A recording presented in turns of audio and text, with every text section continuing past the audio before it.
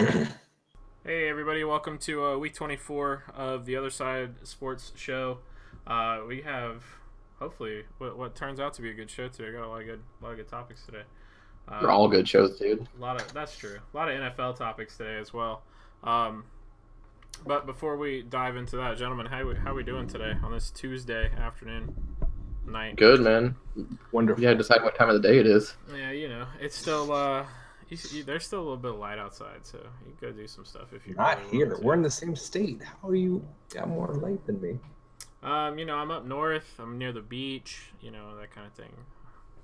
Yeah. Anyway, um, before we really dive into the topics, I'm gonna stay out of this one just because I'm not a huge basketball fan. But I know the two of you are. So why don't you guys, Matthew? You can take the lead, Matthew. Why don't you take the lead on talking about Manu Ginobili and the career that he had? When when him and the Spurs first started that run, I didn't like him, and I have a very good reason. I didn't like like he was really the face of the flop coming to the NBA and being like popular. I mean, I know players flopped before, but he kind of brought that, European style flop. I know he's from Argentina, but he was kind of the face of that whole brand of basketball. But he kind of grew on me, over the years, and I kind of really just started enjoying watching him play. I mean, he was very interesting because he came off the bench. When he started, he was not very good. But I think it's kind of sad because it's, the end of an era. I mean, you got Duncan gone, Ginobili gone, Tony Parker's gone now, pretty much. So, Tony it's the end Parker of in an a era. Charlotte Hornet jersey is kind of like disgusting to think about.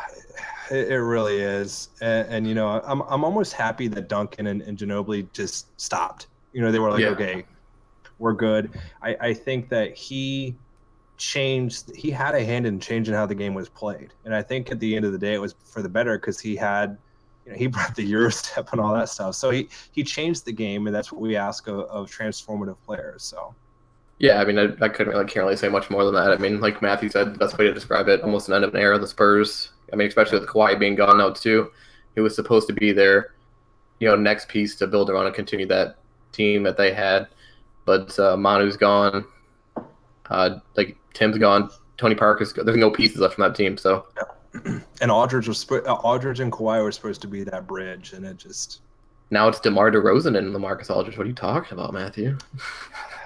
Aldridge just hasn't found his way in that system. Which is another discussion. I'm sure we'll get into all the NBA talk whenever the season rolls back around and starts up again. But before you go on, just one last thing about Manu himself. Argentina. I mean, is that? I Right. think that we're going to see them kind of fall off because for a while they were kind of pushing the U.S. in the Olympics. Yeah. It's food for thought. So he's Hall of Fame, right? I think so. It's weird because his numbers aren't like for sure, but just the impact he had in the game could get him in. That impact in those championships, that run. When I was looking at his accolades, he was only a two-time All-Star, a two-time All-Pro. He played in the league for a while, so stat-wise, are borderline. I think him being Manu and what he did for the game, he could get in. And thinking about the fact he didn't even start games, and he was still right. He was a six-man. Yep. So. But I feel like starting in the NBA isn't really as important as starting in most other sports. I think back when Manu was doing it, though, it was. I don't think the six-man was as important. He was in his prime. I think when James Harden was the six-man in OKC is when the six-man really transcended to now it's just like people purposely have a six-man now for it. Yep. Like he literally changed that. Like Jamal Crawford could easily be a starter anywhere and on his current team, but they bring him off as a six-man just because he constantly wins the Six-Man of the Year award. So. All right. So that'll be it for our NBA coverage today. Man, one of the shortest NBA talks we've ever had. Yeah, I mean, Trevor's right around the corner, John. Yeah, not a whole lot going on in the NBA right now, but so we're gonna head over to the MLB where things are getting spicy. Spicy for some teams. Things are getting pretty spicy if you're a contending team right now. So we're going to start off with the Red Sox, who are currently at 90 wins, best in the MLB. but they just got swept by the Rays. I think they're 2-8 in their last 10 games, and their lead when we talked last week, they had like a 9-game lead, and now it's down to 6.5. So they're down to 6.5 games with a month of the season left to go. So, Emmons, before we let Matthew really get into his team, why don't you tell me your initial thoughts on this?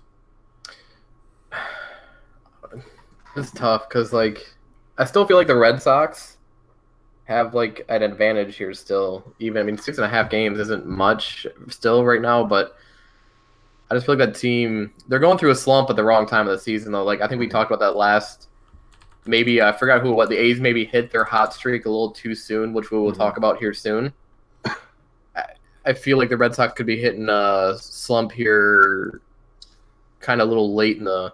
I don't think it's anything to be concerned about. I still think the Red Sox are going to win that division by 4 games, I'd say. I mean, at the end of the day, it's 4-6 in the last 10, Josh. Okay, I thought it was 2-8. I mean, 4-6. Yeah, if it was 2-8, I'd be a little bit more concerned because you hit a slump. But I almost think that when you have such a big lead, I've seen this with this team and with the Sox in general, is sometimes they get way too far ahead and then they get complacent, and then the playoffs it's a dud. And Josh, I know you know exactly what I'm talking about. The Rays, if it was another team, like if it was the Orioles or something, I'd be a little more concerned. The Rays always just have some knack of they're like a gnat. They're like a gnat. You hear that, Josh? You're a gnat. You know, in the Florida summer, you know, it's like evening's starting to come in and the gnats come in. That's like the Rays at the end of the season, just trying to do stuff to you and bother you. But, I almost think it might be a good thing if they can bounce back from it, because you hit a little bit of a slump and then that can catapult you up rather than coasting in and getting complacent. I think it could, at the end of the day, help them if they're able to turn it around almost. So the Red Sox currently have 15 games remaining against teams under 500. That would be the Marlins, the White Sox, the Mets, the Blue Jays, and the Orioles. Here's the unfortunate part about the Red Sox schedule. They also have the Braves, the Astros, the Yankees, the Indians, and the Yankees again. How many? So they have 6 more games with the Yankees? They do. They have 6 more Yankees. Okay. And what's interesting is the final series of the year for the Red Sox and the Yankees are against each other.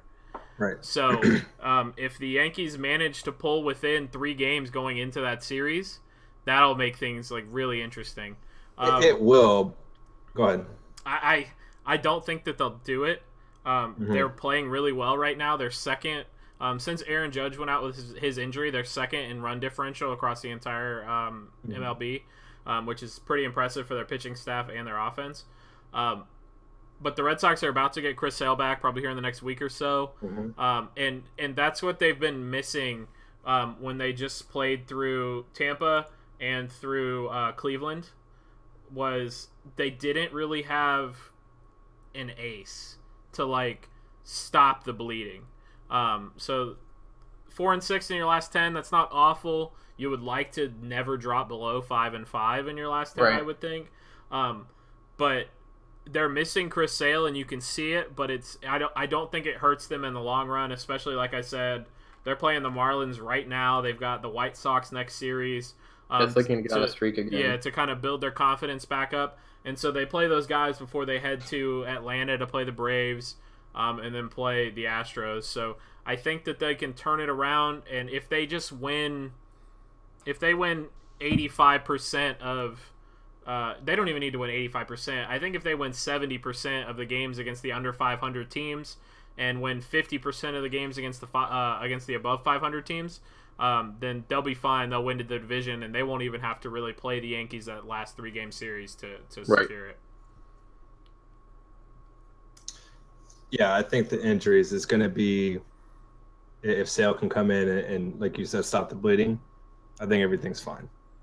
Right. At the end of the day. I right. mean, that's really because that's a win. That's not necessarily a win that you can count on, but it's a day that you can really count on your ace to go out there and at least hold the opponent to under 2 to 3 runs, and your offense can kind of struggle a little bit and get by. Yeah. Matthew, are you considering taking a trip to Atlanta to watch the Red Sox visit the Braves? A couple of weeks? No. Oh man, it's Labor Day I weekend. do not have the time. It's Labor Day weekend, dude. You got a day off. I have a day off, but that also means coursework and Suns. Take the Suns with you, dude. Family time. Yeah, take the Have Suns. you been in a car for more than an hour with a toddler before? No, I haven't. I can't say that I have. So speaking of division leaders, we got the Houston Astros. They just came out of beating the A's in a series. They've extended their lead in the division to 2.5 games over the A's. They're winners of 6 straight, and they've, like I said, they've extended that division tie, but they're not out of the rough waters yet. So Because the Astros are 2.5 ahead now. I believe that's the proper. Yeah, that's what it is. I got it pulled up finally. standing. 7-3 last 10. I mean, the A's are still 6-4, but the series kind of hurt them. I think this is kind of what I know me and you said that the Astros would still win the division. I don't know what Matthew said. I agree. Yeah, so I think everything's kind of happening like we thought it would. We touched on the A's maybe hitting a hot streak at a little bit early. They're not necessarily struggling at 6-4, but the Astros are catching fire, I'd say, at the right time versus a little early. I mean, looking at Oakland's schedule that they still have remaining, I mean, they have still Houston tonight. They got Houston tomorrow night.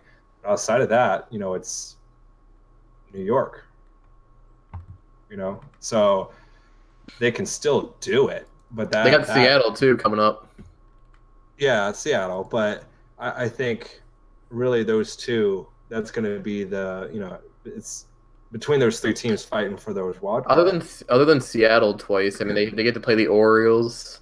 Mm-hmm. The Rays can be, like you said, they can be kind of annoying a little bit, and then the Rangers. So I haven't looked at the Astros schedule, but when you're looking at the teams fighting for the wild card, I mean that's pretty much it right there.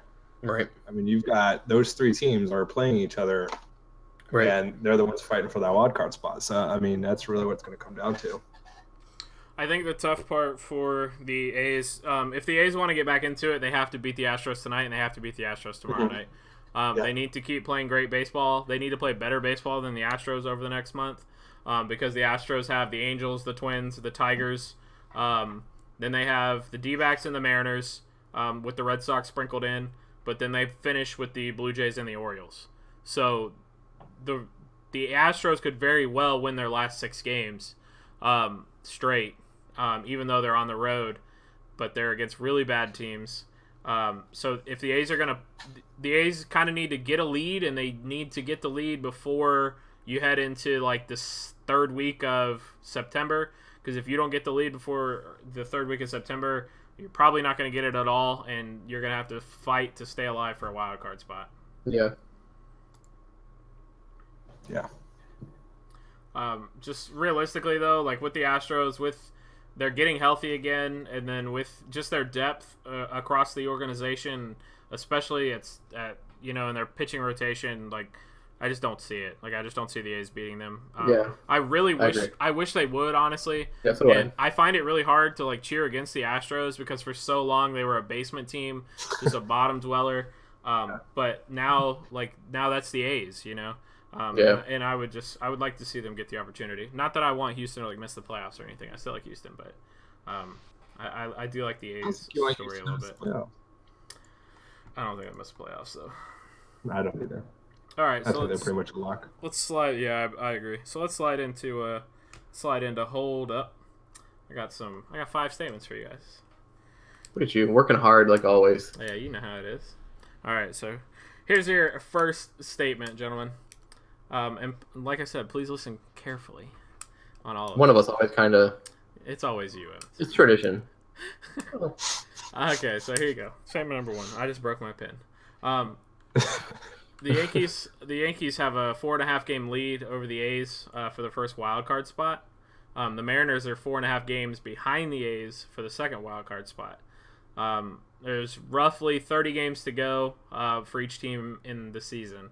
So here's such a long season. Here's your statement, and this statement actually requires you to know a little bit about the way that the playoff play-in works in the MLB. So here's your statement: 2 AL West teams will make it into the postseason.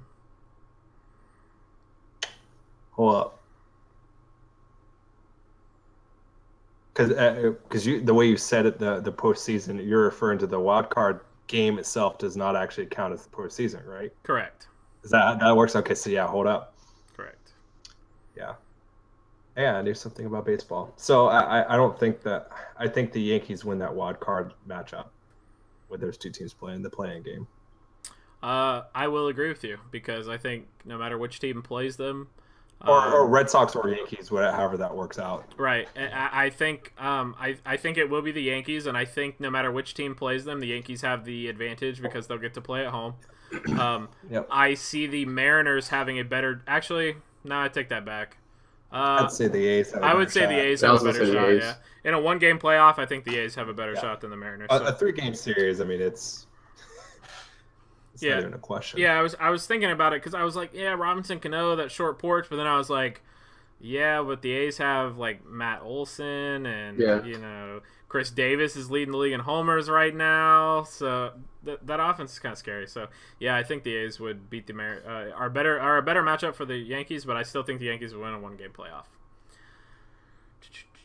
But Emmons didn't say hold up, so I have faith in the A's. He has faith in the A's. Because I think if it was like a 3-game series, because I think the wild card used to be a 3-game series, right? Until they added the play-in wild card game. It used to never be a play-in wild card. Yeah.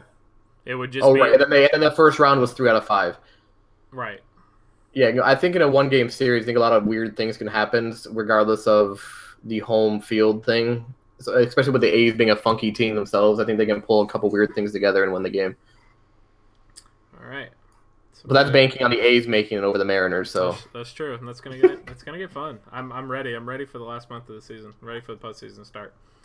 So that's gonna bring us to number 2, even though it has no relation to baseball at all. Tiger Woods and Phil Mickelson are set to go head-to-head in a pay-per-view golf challenge. Pay-per-view. The winner will take home $9 million. So here's your statement. You will pay the money to watch Tiger and Phil duel it out on the golf course. Hold up. Heck no. Like, the thing that gets me about this is they're not even if they were putting up $9 million each or something, their own money. It's not even their own money, and we have to pay for pay-per-view. It's no. I'm not gonna watch a one-on-one golf when I can just go out and play one-on-one golf with somebody. Listen, go ahead. No, go ahead. So,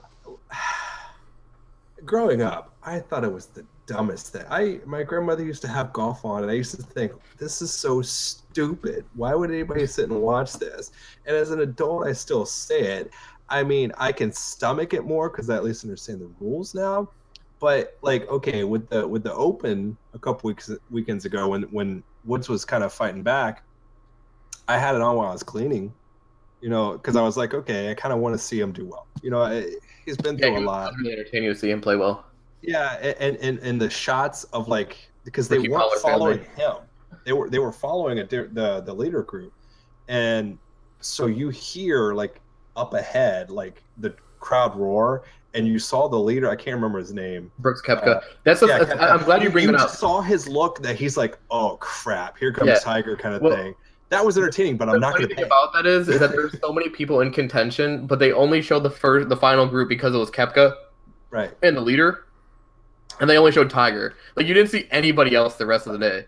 I kind of thought it was cool, you know, because there was like this weird eerie feeling like you didn't see Tiger necessarily, you just heard the crowd.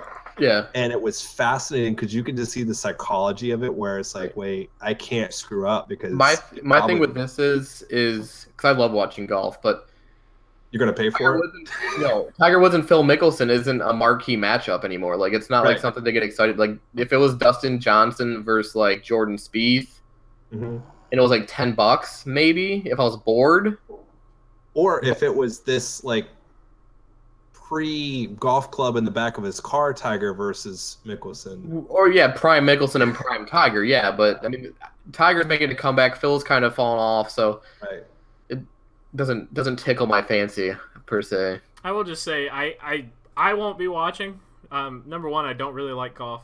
Number two, I will never pay for a major pay-per-view event again. Me neither. You did? Again, What I did you did. buy? I did. I did. I wonder if it's the same one. I wonder if it's the same one that kind of turned us off on both of it. It probably is. But I'm gonna lead with sometimes when big pay-per-view events happen, they're really disappointing. And there's two that stick out in my mind right now, and that's Chuck Liddell versus Rampage Jackson, like 6 years ago. It was like hyped up to be one of the best fights ever across boxing or UFC. Rampage came out and knocked him out literally in the first 10 seconds. And then the next one is Floyd Mayweather against Manny Pacquiao.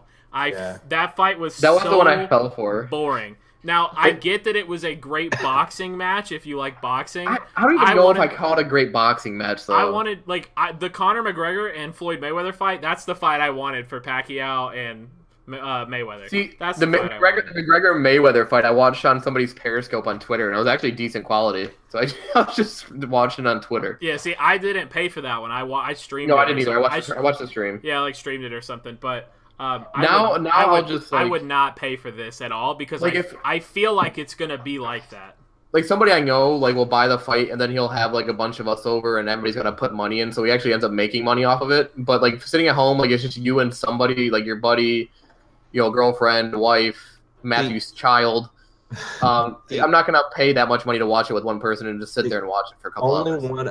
The only pay-per-view event I've ever seen was the Pacquiao Mayweather fight, and I had went over because I had always heard about all this nonsense, and I just was like, if I'm paying for cable, I'm not going to pay extra to watch something that I don't even really know anything about. But my brother-in-laws, they were big into it. They had a bunch of people over, so I was like, why not? And it's midnight, and they haven't even started yet. I'm like, what is this? And then I wouldn't pay for it.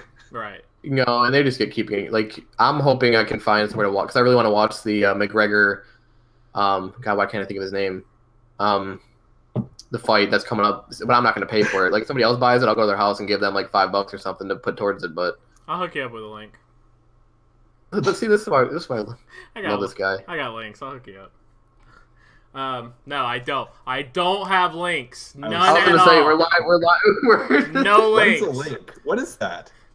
Make sure you buy the fight. I will not click on that link, Josh. I will be buying that fight. What link? There's no link. Oh yeah, you're right. Links don't exist. All right, before we get into any kind of trouble, third statement. And listen to the wording on this one, okay? I'm gonna warn you ahead of time. Listen to the wording. I'm listening. Josh Allen got the start for the Bills in Week 3 of the preseason. He finished 6 for 12, 34 yards, no touchdowns, no interceptions. McCarron's been cleared to return to practice and is still in the fight for the starting QB job. So here's your statement. 0 rookie QBs will make their NFL debut in Week 1. Hold up. Go ahead, Matthew. I think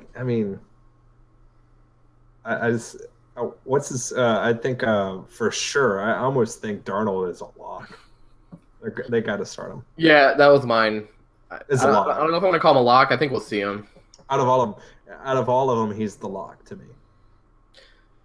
Yeah, I think he's him and Allen are the more likely ones that we see. I haven't paid much, as Rosen being my favorite quarterback out of this draft. I haven't paid much attention to his preseason, but yeah, if it was, I don't think we're not going to see Lamar. Who else is there? Darnold, Allen. Oh, Mayfield. Mayfield's. I don't think so. I think we'll stick with Tyrod. I think Darnold probably is the most likely one. I would even say maybe Allen's more likely. Yeah. I can see 3 of them touching the field Week 1. The 2 you guys mentioned, Allen, Darnold, and Lamar. I can see Lamar getting on the field. Just say start. I see what you mean. Getting on the field. I didn't say start. I said no. He didn't say starting. Oh, he said made their debut. I didn't think about Lamar coming on there for a package though. Right. But yeah, that's a good point. That's a good point. So I can see all 3 of them making their debuts in Week 1. See, I did catch the non-starting one. You did, and Matthew missed it. So this is a good one. I still stick to my hold up statement though. This is a good one. Yeah. This is a good one. Okay, number 4 is a good one. And because you can come at it from so many angles. So that's why this one's a good one. So during the offseason, the Packers shipped Demarius Randall to Cleveland and got back DeShone Kizer. Kizer struggled his rookie year. But obviously they see something in him, otherwise they wouldn't have traded for him. And then you've got Brett Hundley, who filled in for Rodgers when he broke his collarbone last season. He wasn't great, but he wasn't awful. Mm-hmm. So here's your statement. Aaron Rodgers will not start the final game for the Packers in Week 17 for any reason. Hold up. Who they play Week 17? Did they play us? Wait, he will not make the start. He will not start for any reason. It could be an injury. It could be because they're so far in the lead. It doesn't matter. Yeah, hold up. Yeah, They're hold up. so far out of it. Listen, typically what happens is he gets some random injury that makes him miss at least one game. I'm not going to say it's a major injury every season, but he always has something where he misses a game or two or whatever, at the very least, and then he's back like Week 17 to come in and like help them make the playoffs, kind of that push. Yeah, I Week don't. 17 kind of thing. So he's playing.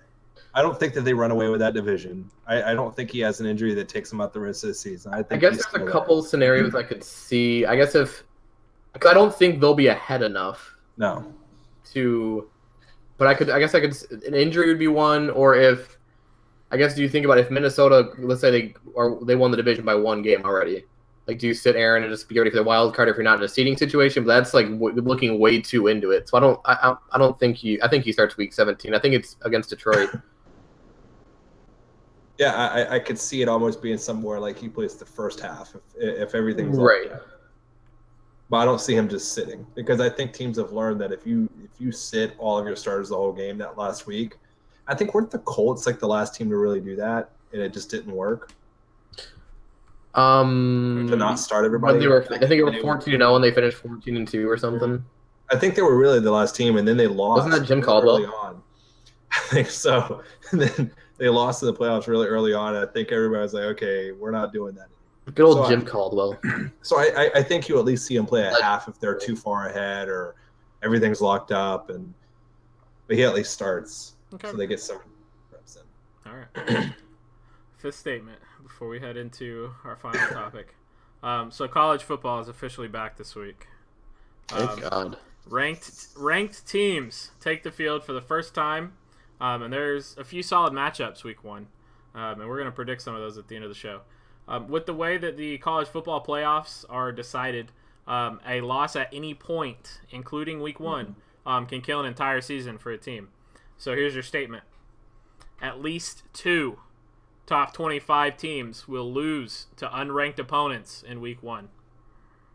At least 2? At least 2. 25? Out of the top 25, at least 2. Yeah. You're killing me without being at least 2. Okay. You know what? Hold up. I don't think at least 2 do. Yeah, I don't think at least 2 lose to outside of it. Because, I mean, really the only one that's kind of, quote, vulnerable is Mississippi State. Mississippi State's vulnerable because, you sometimes see it. But I don't see them losing to Stephen F. Austin. But there is one team I do think will lose, and it's, where was it? I think it was UCF. Was it UCF that I was looking at? I only see one team. Hold up right now, but my thing is, there's always some weird thing that happens week one. But I only see one of them. I can see a close game between somebody that's not that far apart, and I can also see a huge upset. I think at least 2 will lose to a non-ranked team. But I mean, if you look at, but a lot of these, like, a lot of the top 25 are actually playing each other. That's where I'm kind of getting at with this. Like, there are a few of them. Like I said, Mississippi State, I think, is on there as a possibility. There was one other one I saw that I was just looking at it. Stanford has a tricky game. Who are they playing? San Diego State. Yeah. Appalachian State. Do they do what they did to Michigan to Penn State? No. West Virginia plays Tennessee. Yeah, but it's Tennessee. They're not doing anything. They're terrible. I Boise mean, State, who I don't even think deserves to be in the top 20 play. I was looking at more of UCF and UConn. That was the one I was looking at. More That's so a than tricky one anything. too. It's a Thursday night game on top of that. Oregon's another overrated team who's playing a MAC team that's been really successful the last few years. Given they're not the same football team, but there's a lot of weird things that can happen week 1. I'm just saying. I always see one. So we got one. I'm drawing my line in the sand. What do you think, Josh? I don't think that there will be more than one. There's just not. The matchups aren't there. Yeah, the matchups just aren't. I there. agree with you. Normally it happens, but I just don't see it this year. Well, I'm looking at it. There's a lot of teams like West Virginia. I think is overrated. They have Will Greer, and they play in the Big 12 where he can air it out. Tennessee's defense is but their defense is strong enough this year to lock up Will Greer. Their offense is atrocious. Tennessee's going to lose that game. Well, West Virginia. If Florida would have snuck to 25 somehow, then I would have said okay because I would have said the Texas-Maryland game could have been interesting if Maryland didn't have their whole little scandal, and I don't even know who the heck's going to be coaching their football games. But who the hell is TCU playing? Southern? Just one, John. Yeah, they don't even. Southern doesn't even have a link. I'm gonna go with. There you go. I'm gonna go with. Links don't exist. I'm gonna go with 1 is the maximum on top 25 losses to unranked opponents in week 1. So, we'll see who's right here next week, I guess. It's me. Yeah, it's gonna be us. Emmons is gonna be wrong. I'm sorry, Josh. It's gonna be us. It's gonna be us. Emmons is gonna be wrong. Why are you apologizing to Josh that you two are gonna be right? No, I was apologizing for leaving him out. He didn't include me in the. Yeah. Wow. Hurtful. That's all right. It's all right. Being right I is enough. apologize. Being right is enough consultation for that. So, let's move on to our NFL topic, and we'll come back to college football at the end of the show. Let's start with the biggest news that hit the market this week, and that was Odell Beckham Jr. getting a $95 million contract. Makes him the highest paid receiver in the NFL over Antonio Brown, over DeAndre Hopkins, over Julio Jones by a large margin. So, Emmons, what are your initial thoughts on this Odell Beckham Jr. deal? Honestly, didn't really have much reaction to it. I kind of figured it would happen. It's kind of on New York Giant-esque, but I don't know. Yeah. I just doesn't really do much for me, I guess. I mean, I didn't see anything else happening in this scenario. It's going to be interesting, I guess, is what I can say. I mean, to me, what it kind of speaks out is that there wasn't a market out there for him. Right. Almost. I mean, or at least they didn't like the return on value. They didn't like the return they were getting for him. I feel as though, okay, when you look at the Steelers are smart enough. There's something about how they draft receivers. They don't ever really pay these guys except AB. I mean, he's really the first one that they've actually kept around. They stick their line in the dirt. I mean, they put their money into their O-line and D-line more so than anything. And I think that's going to show with the Giants if they're paying him big bucks and they can't put a line in front of Lauletta or Webb or whoever it's going to be for the future. It's not going to matter what Barkley and Odell can do if you can't block for them. So if you're spending all that money on them, you better have a plan for your O-line. That's all I'm going to say. I mean, he's a great talent, but you can find receivers who can play with great quarterbacks. In my opinion, he's a phenomenal talent. I don't think he's going to be that big of a difference to where he's going to win you football games to what other holes you could fill on that team. Right. I think my initial reaction to this is it's kind of a weird timing to pay this guy a lot of money, because I can understand you want to pay him a lot of money if you drafted a quarterback at number 2 and you want a reliable receiver for him to go to during the duration of his rookie contract, essentially. But when you draft a running back who is probably going to get an uptick in carries from what you were giving out last season, and is going to take away some of the touches from OBJ, because not only can he run the ball, he can also catch the ball. So there's a very real possibility Saquon touches the ball 30 to 35 times in a game. He could take away some targets from Beckham, and you just paid him all that money to... But I would challenge both of those points. First of all, I would argue that could help him. because now you make the defense make a choice. Are you going to go stop Saquon or are you going to stop Odell? You only have so many defenders. So I could almost argue if the line can hold up, if the line is doing their job. They lost Nate Solder already, didn't they? Huh? They lost Nate Solder already, didn't they? Probably. But if the line can hold up, that actually helps him because now you have less defenders who can, the defensive coordinator has to do a lot more to shut you down. They got to pick and choose basically who they're going to, kind of put all the resources into. But on the point about the timing of it, what if this is actually a smart move by the Giants and they could get him for a little cheaper than he was actually going for before because his name is kind of in the dirt a little bit? Maybe they save some money by doing it this way and at this time. I mean, I'm not saying for sure. I'm saying what if. I do think if they waited and they got him in the offseason, he probably they would have had to give him a little more money, I think. But I don't know if it would have been that big of a difference. Yeah, I mean, he's still the highest paid wide receiver. It's not like they kept him in the range of AB. Like he's still $19 million a year. That's $2 million a year over AB. So I think that's kind of the same thing. I think players at each position are gonna, and it's just gonna change every year when a player comes up. Like how the quarterback's ballooned.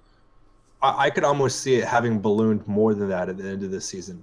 Stafford was the highest paid QB for 1 year. Now it's Kirk Cousins, and then next year it's going to be somebody else. And I think it's going to be the same thing. Whoever gets Khalil Mack, they're going to send him some huge extension. He's going to top with the other defensive player. QB's a completely different position than any other position on the field. If you look at the receivers, this is what John's saying. Like every time you get a new receiver that's big time, that's getting a big contract, OBJ is not going to be the highest paid receiver for that long. But they do it so that they're the highest paid receiver in NFL history. Nonsense. Just like they do with the quarterback. They just don't get quarterback money, but they keep ballooning over what the previous one got. That's a false statement. There were two receivers that are in the top 5 for highest paid, and Sammy Watkins and Mike Evans, who did not surpass Julio Jones. Like Julio has been the top paid receiver for the last couple years, and they did not surpass him. It's not like with Jimmy G where he's $27.5 million, and then it was Kirk Cousins immediately following him, and then next year it's going to be Matt Ryan and Aaron Rodgers. So you're saying that OBJ is going to be the highest paid receiver for more than 2 years? Yes, he will be. No. He will be. He 100% will be. Who's going to take his spot? I'd have to look at the contract situations, but I can pretty much say that there's probably going to be somebody who takes a spot. A team is going to go, you are not worth more than Odell Beckham Jr., and then that's going to be the end of the conversation. I don't really see a GM looking at it like comparing a player to another team. Somebody's going to do it. I don't agree with that. It just happened with Mike Evans. But I'm telling you, but Mike Evans is not the look at me receiver. Like he's a lot more low key than those two guys. Than a lot of these guys are. If you really look at Mike Evans as a player, he is a lot more low key than the stereotypical big time receiver. If Odell performs the way that Odell has performed, and he earns his $19 million, there will be no receiver that tops him at $19 million. They will, because teams will not pay more than what a top receiver is doing for a middle of the road type guy. I don't even think DeAndre Hopkins, when his contract comes up, makes more than Odell. And I think Hopkins is better than Odell. If Hopkins is up within the next year or two, I think Hopkins surpasses him. Especially if he hits the open market. Mm-hmm. Let's see. Let's look at his contract. Now, I don't agree. I don't agree with putting that much money into the receivers. Right. I'm just telling you, somebody is going to do it. Because then you have a guy like D-Hop. If he's up in the next 1 or 2 years and Houston doesn't think he's worth it, some other team will. He says, okay, Odell's getting this. I want this. That's what it's not about what the team wants. It's about what the players want now. Right. What is Khalil doing? Khalil wants to be the highest paid defensive player, so he's holding out. And John Gruden's it's a me environment now about the players now. You don't get your money. Hopkins has a potential out in 2 years. I don't know if that means team out or player out. I would guess no. It doesn't specify.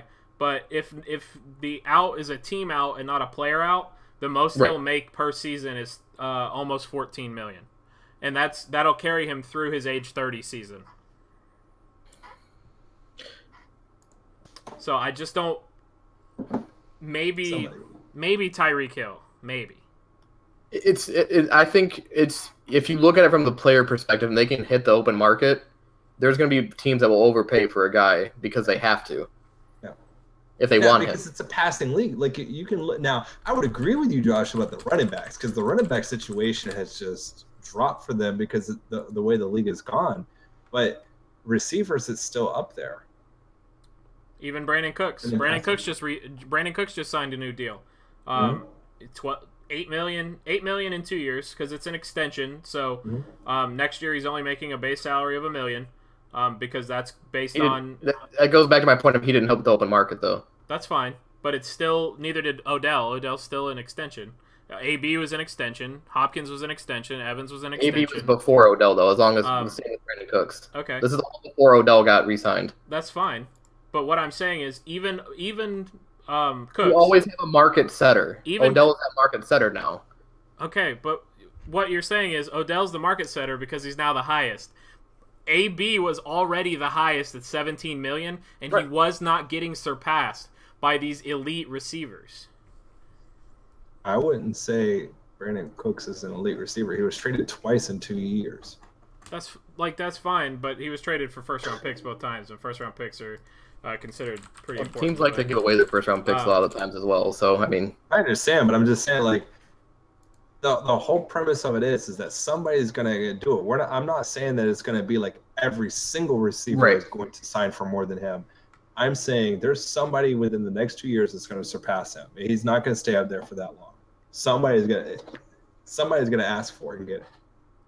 I just don't see it happening. Sorry, boys. Teams overpay all the time. I mean, the fact that we're saying that a team's not going to overpay somebody is almost kind of like. It's hard to even think that would happen. Like you don't see that smart of financially moves in any league right now. That you know what, you're elite and we're going to let you go because we don't want to pay you an extra $1 million. They're going to give that player that extra $1 million. But it's not like an extra. Especially when you have the Giants doing what they did with Odell, which they normally don't. I think where the league is going now. The New York Giants front office is adjusting to how the league is going, which is something they normally don't do, which they just now did. See, my problem with what you just said was. Teams will pay that extra $1 million to keep a player on their roster. You're assuming that the guy's asking for $20 million over Odell's 19. If the team only values him at $15 million, that's $5 million over what they're the contract very rarely is ever what the team values him as. I can guarantee you the New York Giants do not value Odell Beckham Jr. at $19 million. Probably not. They probably value him at 16 or 17 around where AB is. But they had to pay him what he wanted, and if they wanted to lose him. Right, but that's only $3 to $4 million. Or $2 to $3 million over what they want. When you start stretching it and you're getting into the $5 to $7 million difference range, like I'm pretty sure that's why Khalil Mack and Aaron Donald still aren't in camp because they're arguing over like $5 to $7 million.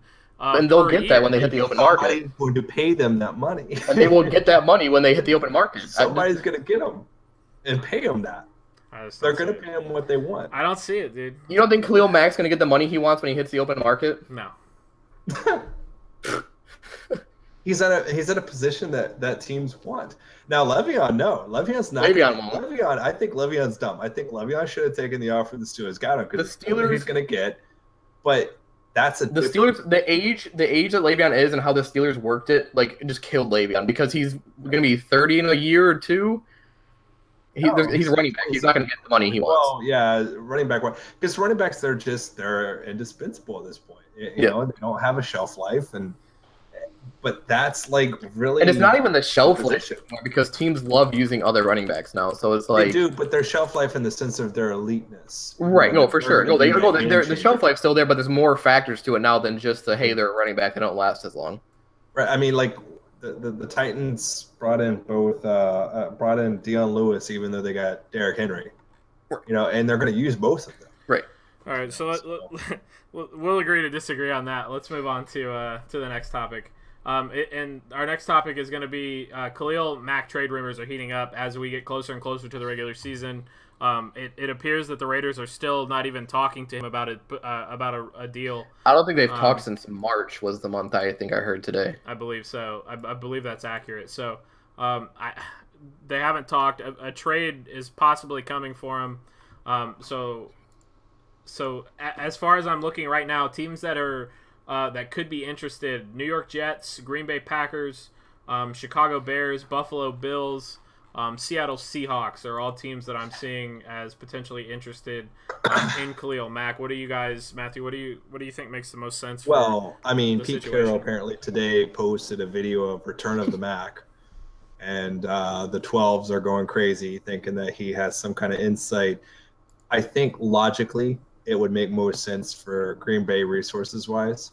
I mean, that thief of a steal for that draft pick from the Saints to move back for Davenport. I mean, they still got that in their pocket, and they could use that. If you would think about it this way, that they could possibly trade back and get somebody that they were looking at getting in Jair Alexander, and then package that pick that they got for doing that with their first rounder this year and get Khalil Mack, you'd almost say, wow, the Saints would have to probably kick themselves. So I think the Packers probably have the resources. The Saints will kick themselves after what they did in the draft.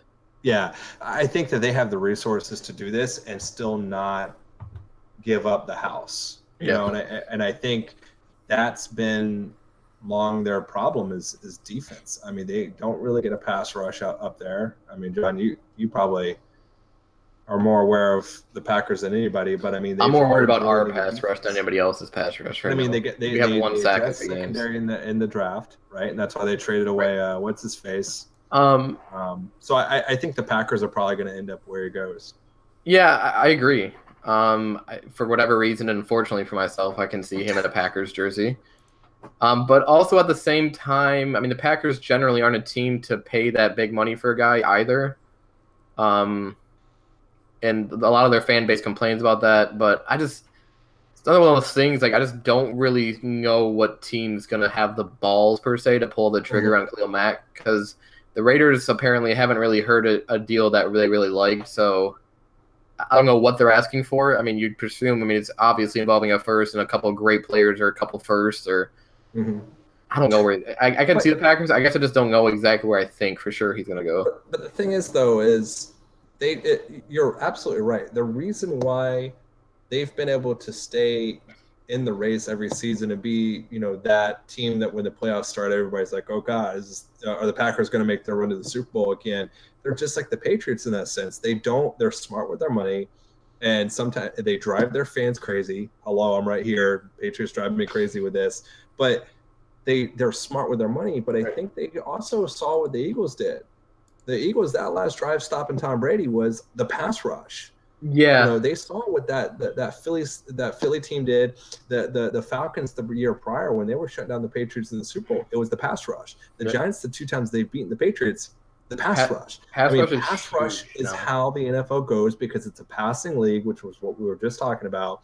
You pay a guy like Khalil Mack who can disrupt that pass rush. And the pass rush would help out guys like Jair and Josh Jackson almost progress, because if you look at my hometown team, when they had that number 1, number 2 defense, their corners were horrible, but all those guys were getting to the quarterback. It didn't matter. Yeah, they didn't have time, so it can be huge for a team. I honestly, I'm going to say, I think it's going to be a team that we haven't heard yet that gets Khalil Mack. Do you think they leave the I almost think that they trade him out of the AFC. I can see him for sure being an NFC team, yeah. It's got to be an NFC team. Well, they might not have a choice if they can't get a good deal from an NFC team. But no, agreed. I think that the Packers are the only team that have any sort of quote-unquote claim to Khalil Mack, simply for the fact that they do have 2 first-round picks. They do have a young corner in Kevin King that they would probably get rid of in a package deal with him, especially since they just cut Melifonwu. So, like, the Packers just make the most sense. Yeah. I agree. I just don't know what other team would really have the capital as far as talent that's ready to play, talent that's ready to develop, and draft picks to go get Mack and not kill their team because Mack's on a 1-year deal. Now, I think if Mack was on a 2-year deal, it would make it a lot more interesting, because then you're leveraging 2 seasons with Khalil Mack versus just 1. because it does hurt his value a little bit that they know he's going to be in the open market. That there's no way the Raiders is signing him after they've pretty much cut that relationship almost like yeah, they haven't even been in knowingly. touch with his agent, let alone Khalil Mack since Right. March. So Right, and The longer this drags on, the less they're going to get for him. unless a team is going to go to Oakland and say, look, let's work out a trade deal, but before we complete it, we want to talk to Khalil about what kind of money he wants, what kind of contract he wants, and the Oakland Raiders grant them permission to kind of negotiate prior I to think- a trade. I think they would almost, to get full value for him. I don't know if I see a team giving up all that without being able to talk to Khalil about if he wants to be there. That's what I'm saying. Like, they would have That's to what I'm saying. I'm agreeing with. That's what I'm saying. Yeah. They would almost have to get that to get full value because at this point they don't really have a choice. They're admitting by not talking to him or not even attempting to talk to him. He's not really a Raider anymore. I don't consider Khalil Mack a Raider anymore. Yeah, so So- if you wait, you get him on the open market without giving up any. And teams picks at teams all. know he's not a Raider better than we do. So it's, I don't know. It's going to be an interesting situation. What I think is going to happen is if he doesn't go to the Packers, I think we're going to be surprised by how little they get and surprised to where the team he lands. I think that's going to end up what's going to happen with him. Dante Fowler is getting traded to Oakland with a first-round pick for Khalil Mack. Nice. I would But that's just a late first, Josh. That's a late first. All right, we're gonna skip the Aaron Donald topic just because I don't know how much info we have on it really that's new, and we're running short on time, so we'll skip him and just dive right into our NFC East preview. I forgot about that. So we've got the NFC East contains the Cowboys, Super Bowl champion Eagles, the New York Giants, and the Washington Redskins. Are either of you prepared to deliver? Or you want me to go I'll go. first? Okay, go ahead. I can go. Fourth or best? Start with fourth. The Giants the Giants. I think if I have 4-12, I have the Giants at. They got OBJ. The team's really, if Saquon can be great, but they start off with a pretty rough stretch, I'd say. Jacksonville at Dallas, at Houston, New Orleans, Carolina, Philly, Atlanta, then Washington. Not an easy start. Third, I have the Redskins coming in at. I guess I have the Redskins going 4-12 as well. So, and then Cowboys, I have 10-6, and Eagles, I have 12-4. I get more into it, but like Josh, I'm for short on time. So, Mine and yours are pretty similar. I also have the Giants and the Redskins both finishing 4-12, tying for third place in that division. I then have the Cowboys finishing second at 9-7, and then I have the Eagles finishing first at 13-3. so give or take, literally one game with the Cowboy, one more loss for the Cowboys, one more win for the Right. Eagles. So I went a little different from you two. I figured you would. You always tend. Yeah, to. I know. So I have the Skins at 4-12, but I have the Giants at 5-11. I think that Eli musters out some wins. I think That he start is has a just win. so brutal. I know. I just see that. I just see him muscling out a few. They could get there because they play Indy, a team like Indy late in the year, so they could get 5. I see him doing some Eli stuff and screwing I around. literally, getting they five. can start 0-7, dude, and at that point, I don't see Eli playing after that. I'm telling you, I see Eli doing Eli things and turning it around this year and getting 5 wins. I mean, turning it around 5 wins. Yeah, I know. turning around and getting 5 wins. Cowboys is second place with 11-5, and I have the Eagles going 12-4. Okay. I have your Jaguars actually beating Philly. I do too because that game's in London. So In London, yeah, it's a big factor, but I still have London, the. It's a wrap. yeah, teams do not play well in London outside of the Jacksonville Jaguars, so that's a safe bet. That's like a home field for It Jacksonville really at is this like a home point. field. I mean, Well, it is they a probably home. got Jazz gear It all is through that always city. a home game for Jacksonville. So I'm just saying because you guys are there every year. Fans are like, hey, we might as well. And now that you're doing so well, not London you well, guys got the support of a whole other country, Josh. right, Yeah, but you- and not only that, entire but country in your back. even though we only play there once a year, by the numbers, the London game is the most profitable game of the year for the Jaguars. And with Shad Khan now actually owning Terrible. the stadium over there, we're literally going to be there every year for the Right. rest of the franchise's existence. I mean, I laugh, but I do think that it seems like he's doing the right things for the franchise. It seems like he's doing it right. So as much as I laugh. See, and what's great about these Europe games is they're job. generating more revenue than our local games, which you would think, you would listen to that and you would think, man, that's pretty bad. But what that's doing is that's creating more revenue, which creates the ability to go out and sign players like Calais Campbell and AJ Boye that come in and make us a winning team, and then that builds. I think season ticket sales jumped 23% or something crazy this year for the Jacksonville Jaguars, just because we had such a great season last year. If they can continue that revenue will continue to grow. He's just he brought y'all out of the brink. I mean, like, he just seems like he's changed that culture, the aura of the Jaguars. He's kind of led that. Him and Tom Coughlin both have done a tremendous job. Yeah. But bringing Tom back, having the sense to say, you want him back. I mean, he's made the right decisions. It's so easy to make the wrong decisions. Right. All right, so we're all pretty similar on our picks in the NFC East. We're going to do our final division next week, which is the NFC South. So when we do that division, that'll be the final one we do, and that means that it'll finally be kickoff. So next Thursday is opening week of the NFL season. Thursday Night Football, I believe, is Eagles-Falcons to open up the season. It also means I got to finally decide on who I have winning the Super Bowl. Yeah, you do have to decide on that, so we'll get into that next week. So instead of doing what's on your mind or forward thinking this week, at the end, we're going to do something that we're going to start doing every week now that college football and the NFL are starting back up, and we're going to do some pick-ems. So what we're going to do is every week we're going to do probably about 5 to 6 games, and we're going to pick the winners, and we're going to keep track of the records, and at the end of the year, we're going to compare all of our records with each other, and we're going to throw some Twitter polls out there as well for people to vote on and see what Twitter followers and voters who they pick, and compare against that as well. So, Emmons, why don't you start us off with game number 1? We got Utah State versus Michigan State. Michigan State's going to win, but I do think I can see a game like 27-14 or so, an ugly win, because we tend to struggle week 1 every year. Also, Mark D'Antonio likes what I like to call trestle ball, to where he has a top offense talent-wise, but he's going to want to pound it down your throat anyways and not blow you out because he wants to prove he's tougher than you. All right, but yeah, Michigan State will win. All right, Matthew. Michigan State. I'm going Michigan State as well. Game number 2 that we're picking, we got Oregon State versus Ohio State. Matthew, who you got? Ohio State. All right, Ohio State. I'm taking Ohio State as well. So now we'll get a little more spicy into these games. All right, so third game, we got number 8 ranked Miami against number 25 LSU. Emmons, who you got? Miami's loaded. I think they're too much for LSU. I think Miami wins comfortably. Miami. I'm gonna take LSU. I'm gonna take LSU. I can't pick against Miami. I don't know what you're on. I'm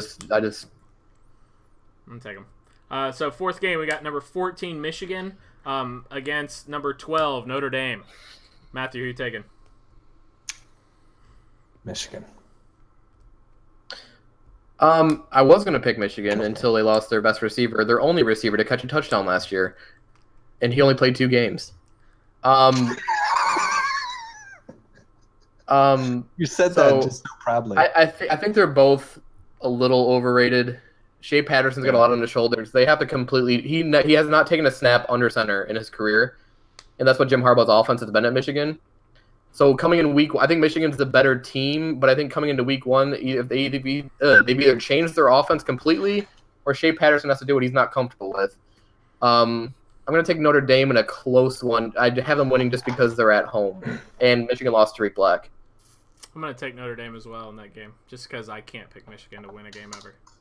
I was going to pick Michigan. They lost Tariq Black, and I feel that same way about Notre Dame. I just Jim Harbaugh has not won a big game.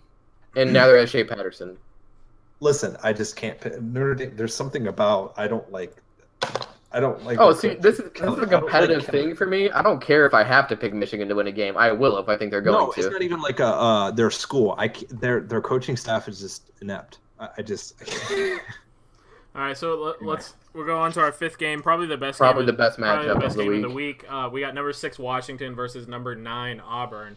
Emmons, who you got?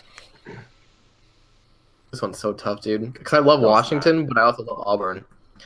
I'm going to go with Washington. Even though they're highest rank, I think they're going to pull an upset here being at Auburn. I think you look at this, you see Pac-12 versus SEC. I think Washington's really good this year. I love their coach. I love their quarterback as a college quarterback. I don't know if I like Auburn's quarterback with Jared Stidham, however you pronounce his last name. They lost my boy Kerryon Johnson, who they relied on a lot last year. Their defense is loaded still, but I can see Washington winning a close one. I think Washington's going to score enough points where Auburn can't catch up to them. I've heard all that. But SEC quarterbacks are just terrible in general, but they always find a way to win the game. So Auburn. They couldn't beat UCF in the bowl game, so I won't say they always find a way to win a game. I have a theory on bowl games that don't even get me started. So what Matthew just said is the exact reason that I went with LSU is that SEC teams always do find ways to win. I think LSU is the exact opposite of that statement. LSU finds a way to lose games. LSU is the one team I would not pick because the quarterback. I'm gonna rock with LSU, and I'm also picking Auburn to beat Washington opening week. So now, if it was at Washington, I'd think a little bit more about it. But I think that home. Those teams are really even to me. Auburn's lack of offense and Washington's lack of defense is it's going to be a really interesting. But that's when you go the home route in college. Yeah, that's what I was thinking. But I think Washington can score 24 points. I don't think Auburn can. We'll see.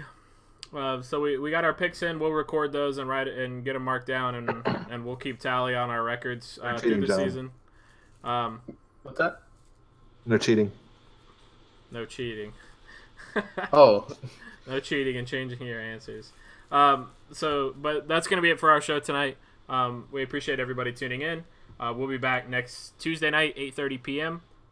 Same time, same place, right here on Twitch. Video will be up on YouTube probably tomorrow, and then Emma's will get it shot over to iTunes. Still having issues with them, but okay. Yeah. Well, we'll get it. If not, it's still on YouTube.